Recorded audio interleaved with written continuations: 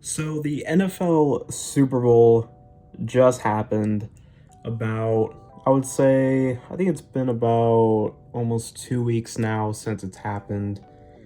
And like always, I like to give it about a week or two to just collect my thoughts and if I have the chance to.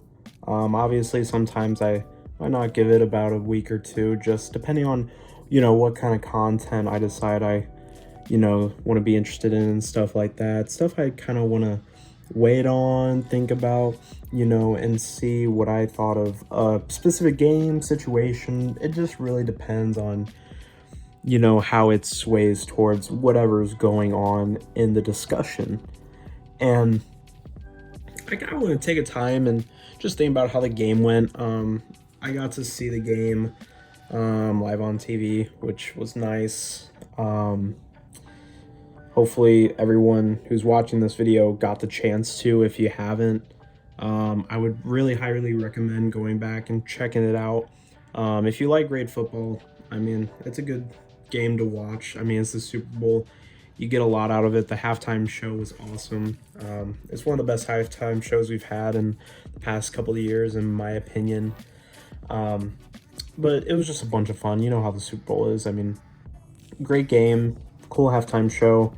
I definitely have nothing to complain. I did have the Bengals winning, obviously, but I know I kind of knew deep down they probably weren't going to win just because even though knowing the teams that they beat during the playoffs in the AFC and knowing what they were able to do and be put through and the challenges that they got through, ultimately, deep down, I still felt like the Rams were going to win, simply just because what this video is about. And that is not only because the Rams were definitely way more talented than the Bengals, which, I mean, it's not the first time the Bengals have versed a team that's more talented than them.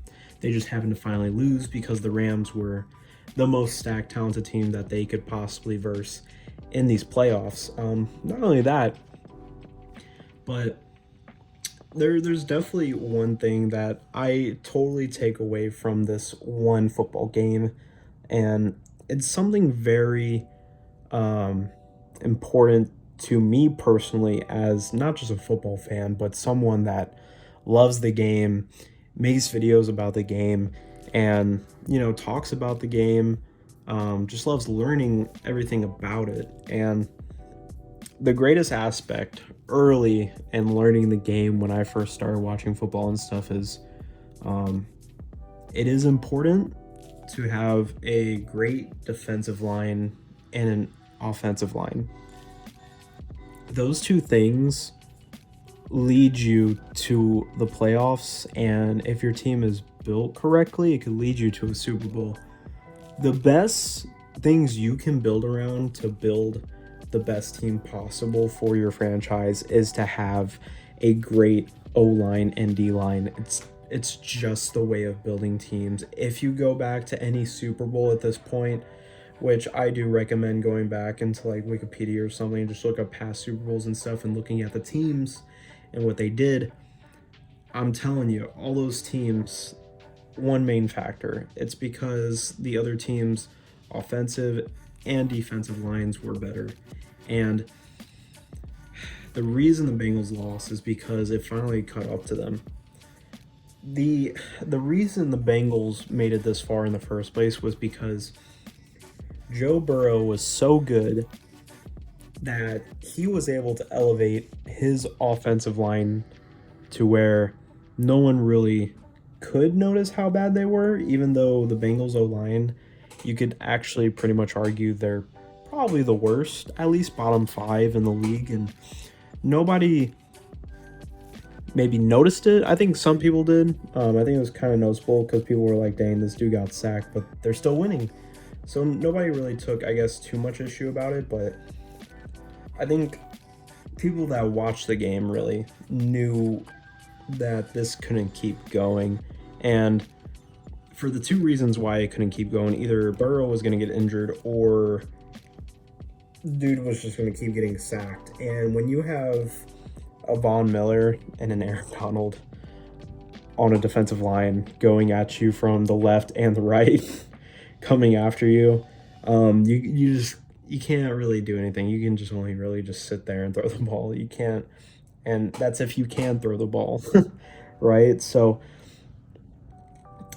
the thing that I will always remember about this Super Bowl, and I will always take into consideration moving on 100%, and I mean, I've always take this in consideration, but this game really just proves it even more, just like last year.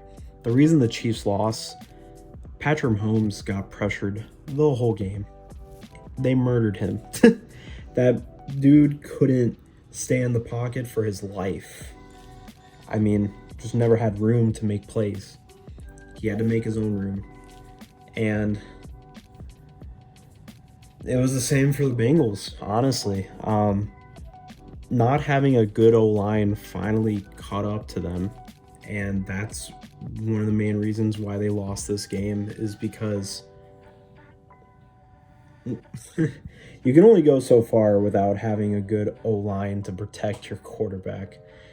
And I mean, the cool thing about this Super Bowl is not only does it teach us that having an offensive line and a defensive line is important, it does show too how important it is to have a franchise quarterback, especially one like Joe Burrow and other top 5 quarterbacks that we have in this league, because any of those quarterbacks that are in that draft, it could be a life changer. And I feel like a lot of us don't even realize how important maybe the quarterback position can be. And obviously some of us do, but I think some of us sometimes forget how important and how impactful a quarterback can be in games and what difference it can make. I mean, we saw not just what Joe Burrow did for the Bengals, but let's be honest, we also saw what Stafford was able to do when he left a terrible organization like the Lions, goes to a organization that has a way better team built around him, which is the Rams. And first year he's with his new team, they go to the Super Bowl and win. And that's credit to how great he is and how great the organization was to put that team around him. And I mean, it just shows how important many aspects of a team can be and what are the most important parts of the team. Now, at the end of the day, the NFL and the NBA, they're the same thing. It's team ball. You still need talent to win. You can't be Joe Burrow and go out there and think you're going to win it by yourself. I mean, he has Jamar Chase and stuff, but man, you can only go so far with an O-line like that, especially, again, when you're versing a team that's literally built to dismantle your offensive line, and that's the Rams. They have Von Miller and Aaron Donald. You're not gonna get far. You're just not. Many teams in the playoffs struggled with it, and I knew deep down the Bengals were just going to fully struggle with it, because if every other team that the Rams were struggling with those two on the line, then yeah, the Bengals are not going to hold much, because their O-line is barely even just alive at this point. They're barely making it at this point, you know. It's practically to the point where it seems like that the Bengals O-line is a bunch of practice squad players, right? So, I mean, that's no offense to them, but it's just true. I mean, the level of talent that is on that line isn't as good as the defensive line, and that's just how it is. That's football. You have players that are better than others, and you have players that are,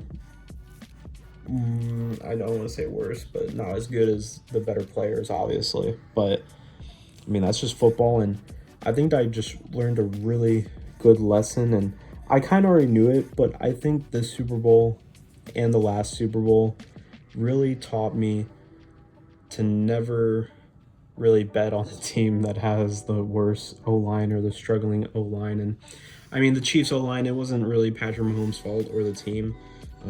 They had injuries on that O-line. It wasn't their fault, but the Bengals came into the Super Bowl.